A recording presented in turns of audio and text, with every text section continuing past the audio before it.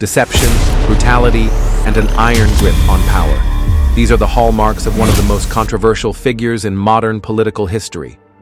Desi Bouterse is a name that echoes across Suriname and the world, conjuring memories of coups, massacres, and unrelenting control.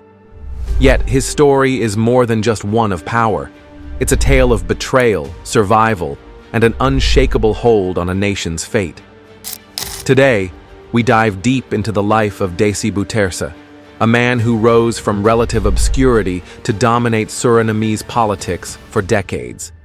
You may know him as a former president, a convicted drug trafficker, or even as the orchestrator of the infamous December murders. But the truth about his rise to power and the lasting impact of his rule is far more sinister and far more complex. Be warned. This is not an easy story to hear. It's a tale of ambition, violence, and the chilling lengths to which a leader will go to secure his legacy. This is the dark, untold story of Desi Bouterse. As we peel back the layers of his life, we'll explore the events that turned a young military officer into a feared dictator. From orchestrating bloody coups to securing a presidency shadowed by corruption and fear, Bouterse's actions have shaped the fate of an entire nation.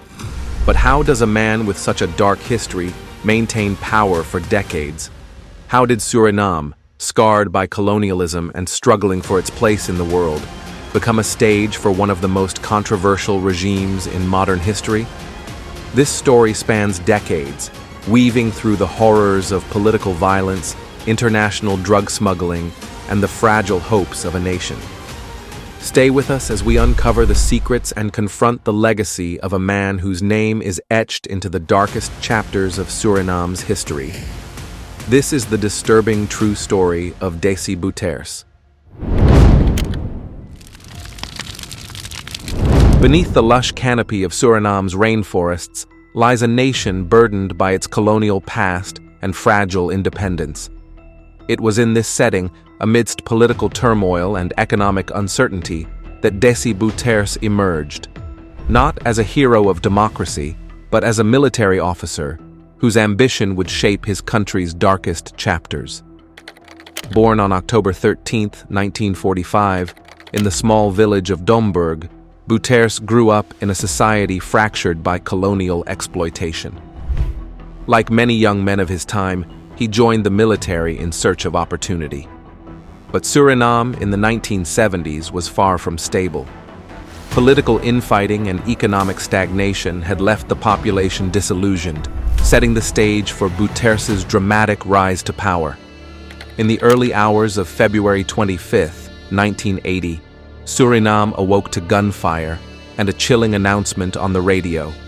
The sergeant's coup, led by Bouterse and 15 other officers, had overthrown the government of Prime Minister Henk Aaron. Promising to end corruption and restore stability, Bouterse quickly consolidated power.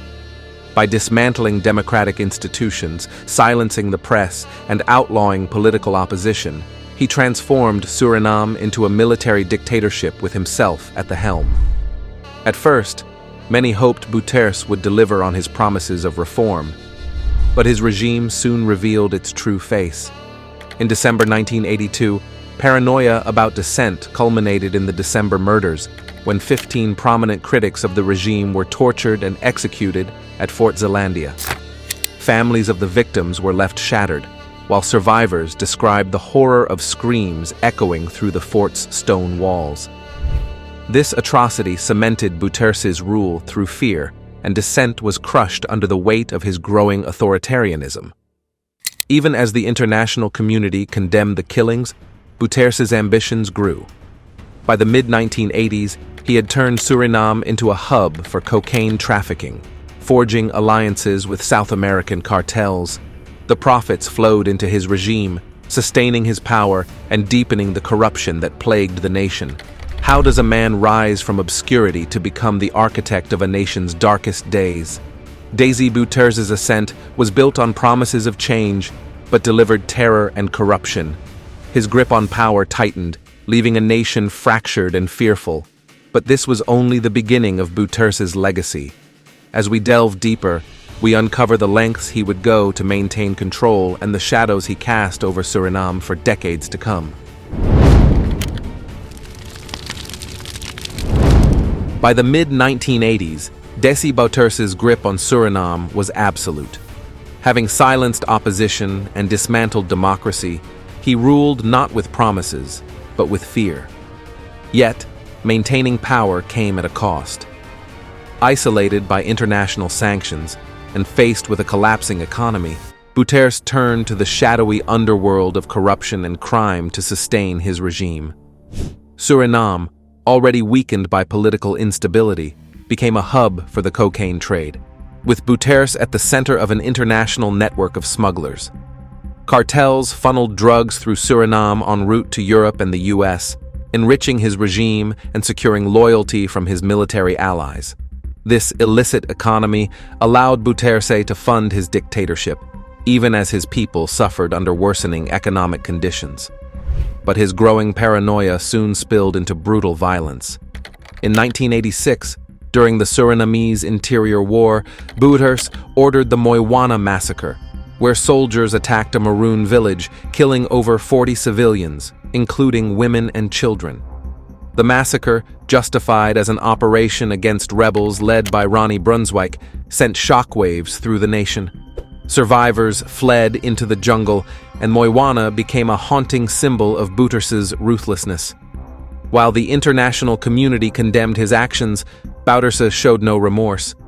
His ties to the cocaine trade deepened, and in 1999, a Dutch court convicted him in absentia for drug trafficking. Though Suriname's lack of an extradition treaty shielded him from arrest, the conviction marked the beginning of his international isolation. Despite these cracks in his regime, Bouterse reinvented himself in the 2000s as a populist politician. Through the National Democratic Party, NDP, he returned to power in 2010, this time as president, promising unity and prosperity. But the ghosts of his past, the December murders, the Moiwana massacre, and his role in the cocaine trade, haunted his presidency, dividing the nation. Desi Bouterse's story is one of power built on fear, sustained by corruption, and marked by relentless ambition. As his rule entered its final chapters, it became clear that no legacy, no matter how strong, can outrun the weight of history.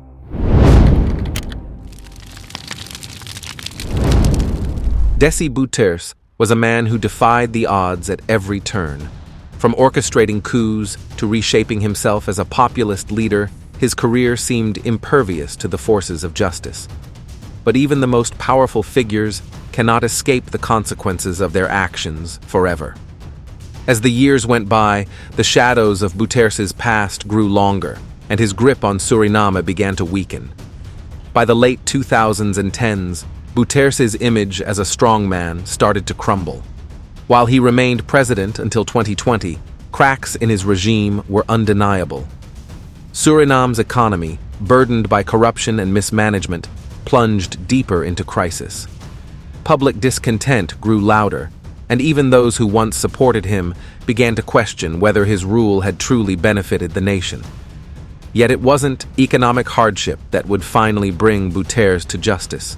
It was his darkest crime, the December murders, that came back to haunt him. In November 2019, a Surinamese court convicted him for his role in the killings, sentencing him to 20 years in prison. It was a moment of catharsis for many families of the victims who had waited nearly 40 years for justice. But for others, it felt hollow. Bouterse, still in power, showed no intention of stepping down or serving his sentence. He dismissed the conviction as politically motivated, a desperate attempt to undermine his leadership. Then came the 2020 general elections, a turning point in Suriname's history. Facing widespread dissatisfaction, Bouterse and his National Democratic Party were defeated by Chandrikaprasad Chan Santoki, a former police chief and political rival. For the first time in decades, Bouterse was no longer at the helm of the nation he had controlled for so long. Out of power and increasingly isolated, Bouterse's health began to decline. The man who once dominated Suriname with an iron fist now lived in the shadow of his own legacy. While he remained active in politics, his influence waned, and his legal troubles loomed larger than ever. Calls for his arrest and imprisonment grew louder, and his once loyal supporters began to distance themselves. On December 23, 2024, Desi Bouterse passed away in his home in Paramaribo at the age of 79. Official reports cited complications from a long-term illness, though the exact details remain unclear. His death marked the end of an era in Suriname, a chapter defined by fear, violence, and political maneuvering. In death, as in life, Bouterse remains a divisive figure. To some, he is remembered as a patriot who sought to strengthen Suriname in its most fragile years. To others, he is a symbol of unchecked power, responsible for the deaths of innocent civilians and the corruption of a nation's soul. His legacy leaves a nation grappling with the scars of his rule, as Suriname continues its journey toward healing and democracy. Desi Bouterse's story is a chilling reminder of the cost of absolute power and the lengths to which some will go to maintain it. While his life has ended, the consequences of his actions will be felt for generations to come. The atrocities committed under his watch, the lives lost, and the divisions created remain etched into the fabric of Suriname's history. This was the disturbing true story of Desi Bouterse, a man whose name will forever be associated with power, paranoia, and the unrelenting pursuit of control.